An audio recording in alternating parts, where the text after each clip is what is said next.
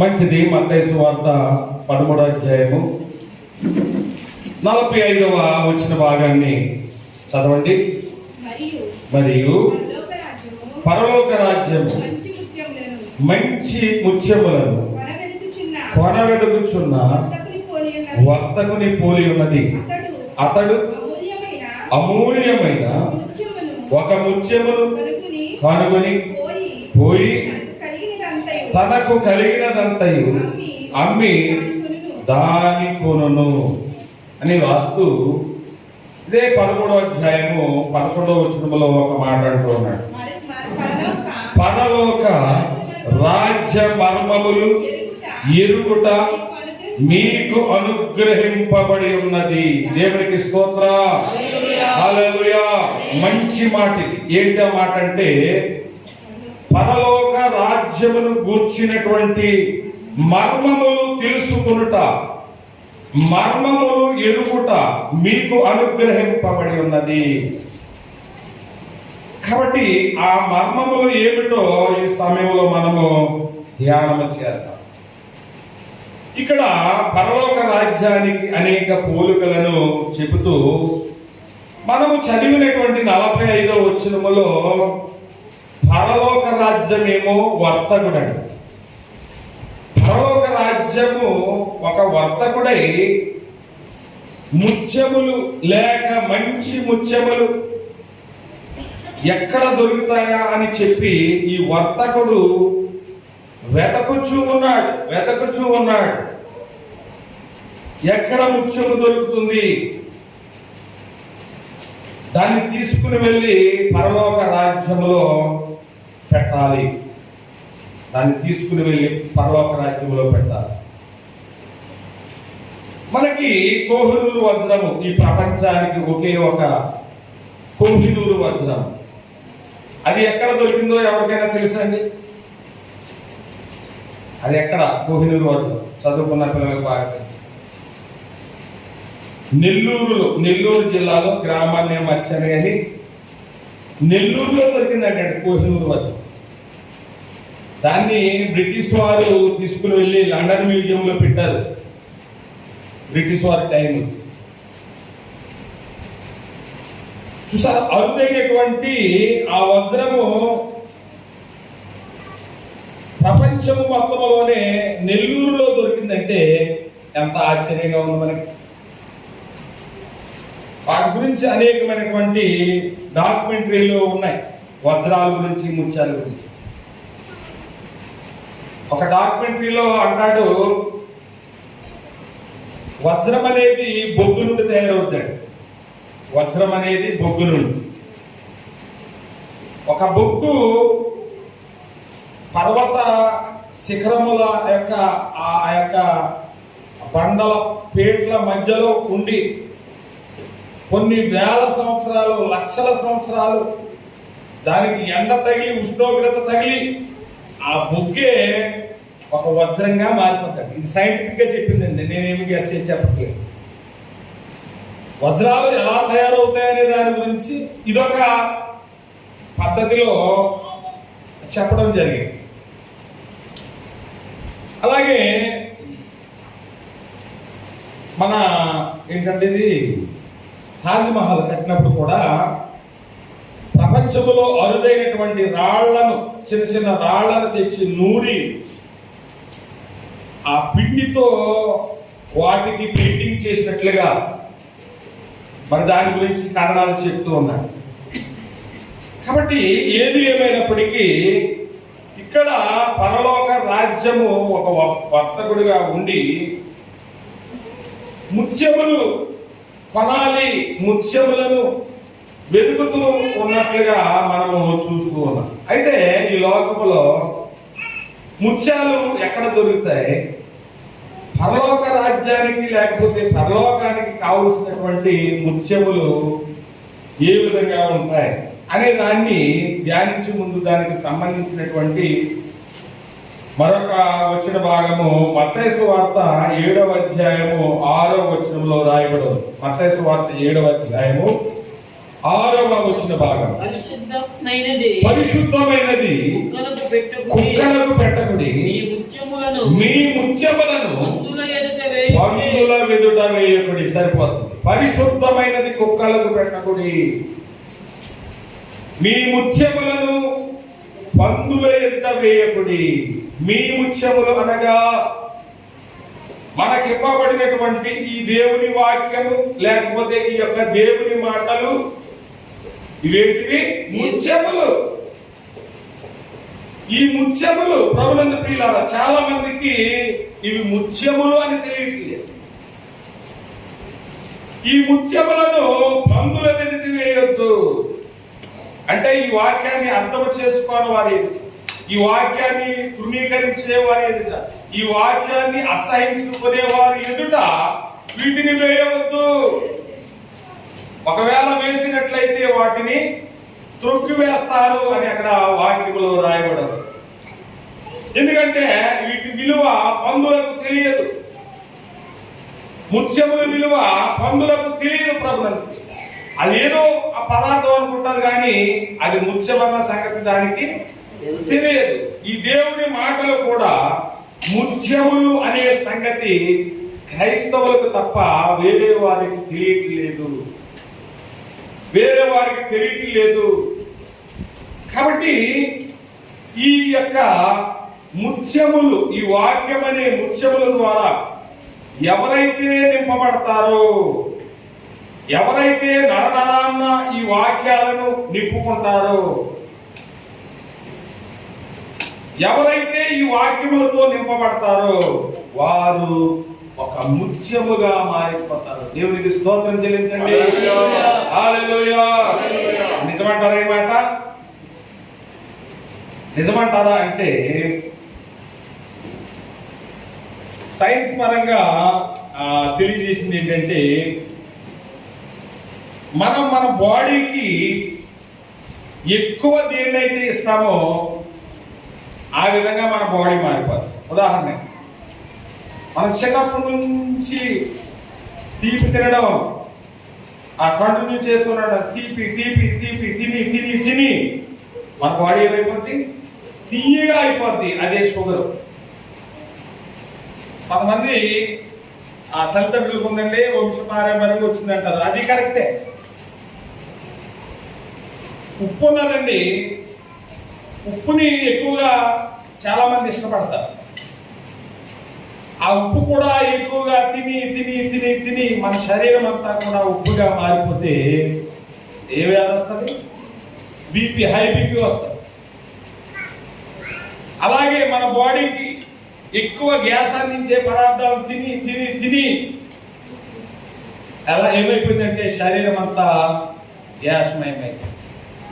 అలాగే బాయిలర్ కోళ్ళు తిని తిని తిని మనం కూడా బాయిలర్ కోళ్ళలాగా అయిపోయింది. ఎక్కడికైనా నడాలంటే ఆయాసం, ఏమన్నా ఎక్కాలంటే ఆయాసం. ఎందుకంటే పెద్దలు చెప్తూ ఉంటారు, కోడి తిండి తినమంటారు. కోడి తిండి అంటే ఏంటమ్మా? నీవు 10 రకాల అమృతాన్ని అక్కడ వేసావు అనుకోండి, అది బాగుంది కదా అని ఒక తిని 4 ముక్కలే తింటారు, మళ్ళీ ఇంకోటి తింటారు, మళ్ళీ ఇంకోటి తింటారు. మీరు ఎప్పుడైనా గమనించారా? మనం ఏది బాగా ఉంటే దాన్ని ఎక్కువ లాగించేస్తాం, దాంతో మొత్తం నిండిపోవాలి ముందు కదండి.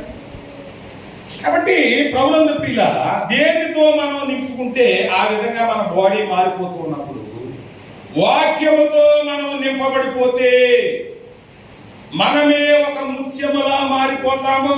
మనమే ఒక ముత్యములా మారిపోతే మనము ఎవరికి కావాలి అని అంటే పరలోక రాజ్యానికి కావాలి. అర్థమవుతుందండి? మనల్ని తీసుకుని వెళ్ళి, ఈ ముత్యాన్ని తీసుకుని వెళ్ళి పరలోకములో పెట్టుకోవాలని ప్రభు ఆశపడుతూ ఉన్నాడు. బొగ్గిగానే ఉండిపోతే, ముత్యములా మారకపోతే మనము పరలోక రాజ్యానికి అవసరం లేదు. ముత్యములు తయారయ్యే క్రమం కూడా అనేక విధాలుగా ఉంటుంది. అందులో ఒకటి, మరి సముద్రములో ముత్యములు దొరుకుతూ ఉంటాయి. సముద్రంలో ఎలా వస్తాయంటే వాటి ఏంటంటారా అమ్మా? అది ఇంగ్లీష్లో చెప్పండి. రెండు చెప్తూ పోవాలి కదా. సరే ఏం చెప్పమ్మా? మమ్మల్ని మాట చెప్పండి, చెప్పండి. దానికి ఇంకా సరైన పదం ఏదో ఉంటుంది చిన్న కుమార్ గారు, దానికి ఇంకా సరైన పదం ఏదో ఉంటుంది. ఒక బెందు అనుకుందాం, బెందు. ఆ బెందు సముద్రంలో ఉండి వర్షపు నీరు పడుతూ ఉన్నప్పుడు నోరు ఆవిలిస్తూ ఉంటుంది.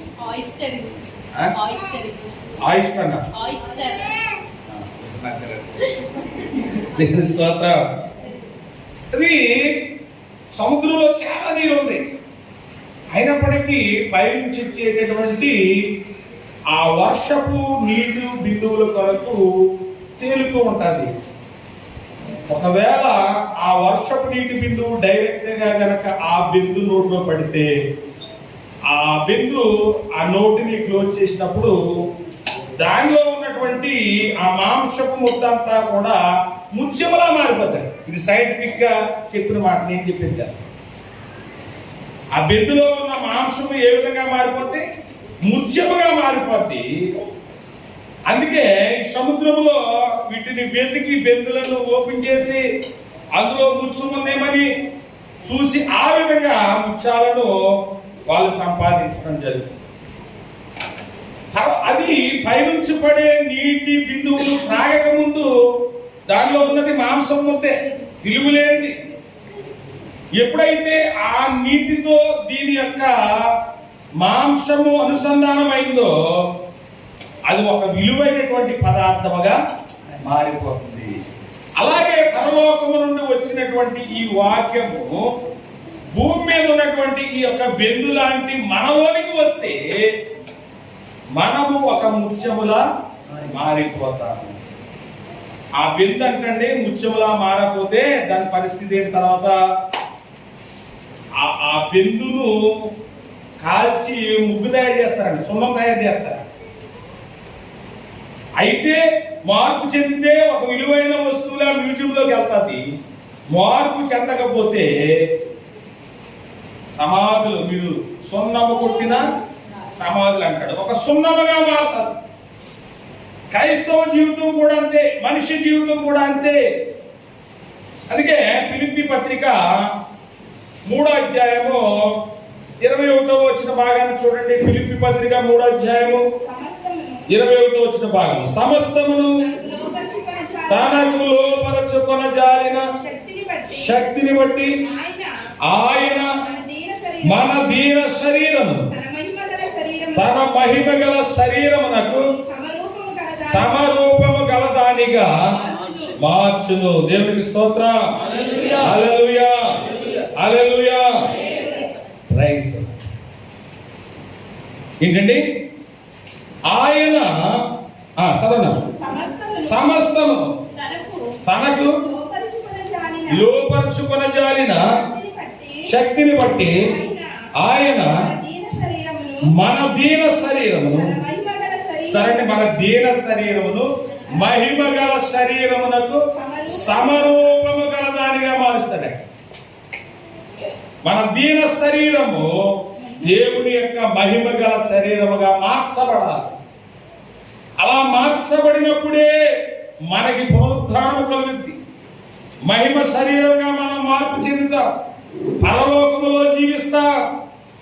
లేకపోతే పరలోక సంబంధమైనటువంటి జీవితం మనకి ప్రాప్తించదు, దొరకదు.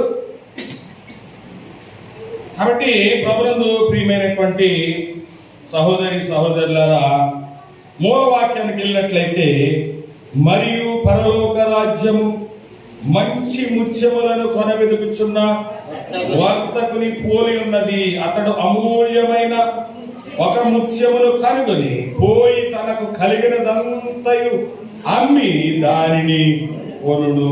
ఒక మంచి ముత్యము కొరకు తనకు కలిగిన యావదాస్తినైనా అమ్మేసి ఏమైనా సరే దానిని కొని మన దగ్గర ఉంచుకోవాలి, మన దగ్గర ఉంచుకోవాలి.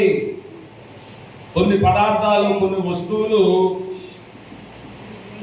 చాలా విలువైనవి. ఎర్రచందనం మీకు అందరికి తెలుసు కదా, ఎర్రచందనం చాలా మంది తెలుసా? ఎర్రచందనం కొన్ని కోట్ల రూపాయల విలువ. మనకి శేషాచలం అడవుల్లో అక్కడ మాత్రమే పడుతాయంట ఎర్రచందనం. అక్కడ నుంచి ప్రపంచ దేశాలకు వెళ్తాం. వాటి ఖరీదు కోట్ల మీద ఉంటుంది. అవి ఎందుకంటే వాటితో సోఫా కానీ మంచం కానీ చేయించుకుంటే వాటిని తాకినటువంటి గాలి లేకపోతే వాటిని మనం టచ్ అవుతూ ఉంటే ఎటువంటి వ్యాధులు కానీ రోగాలు కానీ మనిషికి రావటండి. అంటే ఆ కర్రలో అంత మహిమ ఉంది, అంత శక్తి ఉంది, అంత పవర్ ఉంది. అందుకని కోట్ల రూపాయలు ఖరీదు ఎర్రచందనం అంటే. కానీ ఎర్రచందనం కంటే ఇంకా విలువైనటువంటి వుడ్ ఉంటుంది. ఎవరికైనా తెలుసా? దాని పేరు ఏంటంటే బ్లాక్ వుడ్. బ్లాక్ వుడ్ అది సౌత్ ఆఫ్రికాలో తప్ప ఇంకెక్కడా దొరుకుతుంది. అది 1 కేజీ 36 లక్షలండి. అమ్మ కేజీ అంటే ఎంత వస్తుంది? ఇంత కథ వస్తుంది కదా. లేకపోతే 2-3 కత్తి పిల్ల అవుతుంది. అది ఎన్ని లక్షలు? 36 లక్షలు. ఎందుకు దానికి అంత విలువ అంటే ఈ ఎర్రచందనం కంటే ఎక్కువ ఔషధ గుణాలను కలిగినటువంటి వుడ్గా దానిని తెలియజేసుకున్నారు. కాబట్టి ఈ సృష్టిలోనే మనం చూస్తున్న అనేక పదార్థాలు విలువగా ఉంటూ ఉన్నప్పుడు, ఖరీదైనవిగా ఉంటూ ఉన్నప్పుడు, మనం మార్పు చెందకపోతే, మనం విలువ లేని వారముగా ఉంటే పరలోక రాజ్యానికి మనం అవసరం లేదు. కాబట్టి మనము మార్పు చెందాలి. అప్పుడే పరలోక రాజ్యములో నివసించడానికి దేవుడు అనుమతిస్తాడు. దేవుడు అవకాశం ఇస్తాడు. ఎంత భక్తి చేసినా మార్పు అనేది మన జీవితంలో కలగకపోతే మనము పరలోకానికి అవసరం లేదని ఇక్కడ దేవుని వాక్యము మనకి కనబడుతూ ఉన్నది. యేసు ప్రభువారు కూడా ఒక ఎత్తైన కొండ మీదకి వెళ్ళి ఆయన మార్పు చెందినట్లుగా మనము చూస్తూ ఉన్నాం. రూపాంతరము చెందినట్లుగా మనము చూస్తూ ఉన్నాం. ఆయన మహిమతో ప్రకాశిస్తూ ఉన్నట్లుగా మనము చూస్తూ ఉన్నాం. అంత మాత్రమే కాదు, ఈ సృష్టిలో మన కళ్ళెదురు కనపడుతున్నటువంటి కొన్ని ప్రాణులు మరి ఒక గొంగళి పురుగు తన దశను మార్చుకుని సీతాకోక సిలుకగా పరివర్తన చెందుతూ ఉంది. దాని ముందు జీవితము విలువలేని జీవితము, దాని తర్వాత జీవితము విలువైన జీవితం, ప్రకృతికి అందాన్ని తెచ్చిన జీవితం.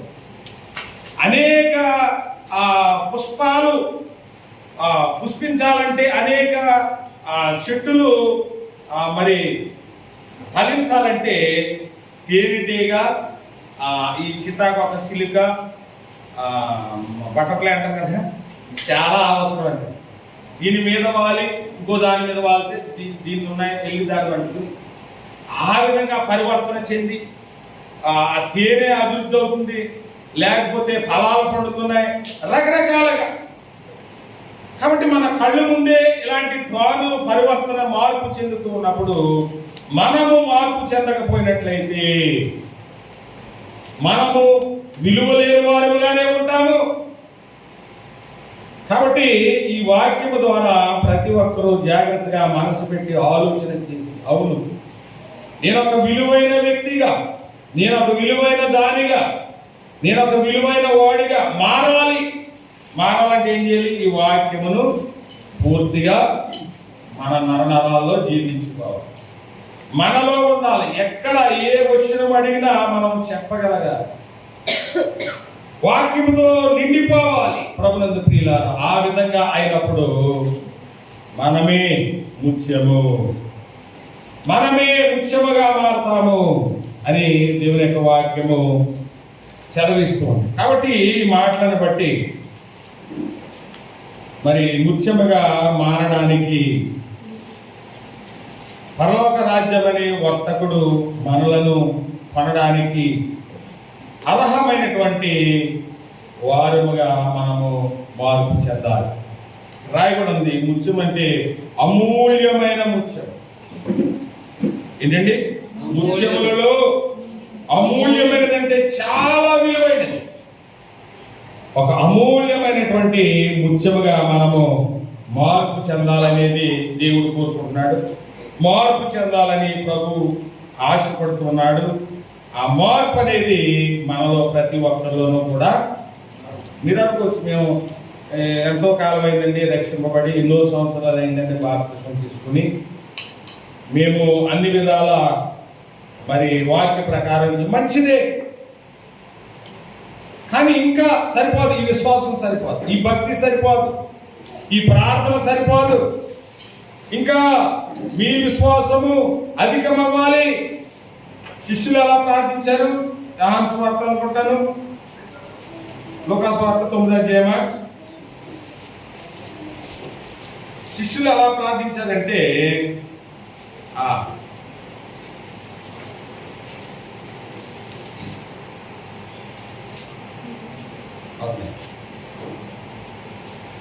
యోహాను సువార్త 9, యోహాను సువార్త 9వ అధ్యాయం.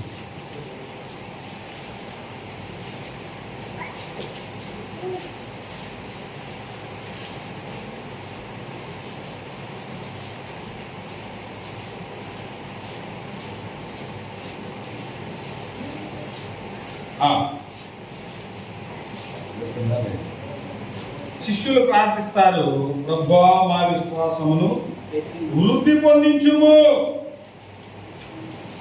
వాళ్ళ ప్రార్థన ఏంటండి? మా విశ్వాసమును వృద్ధి పొందించు. అప్పటికే వాళ్ళు అద్భుతాలు చేస్తున్నారు, ప్రభు పేరట దయ్యములను వెలగొడుతున్నారు, గొప్ప గొప్ప కార్యములను చేస్తున్నాడు.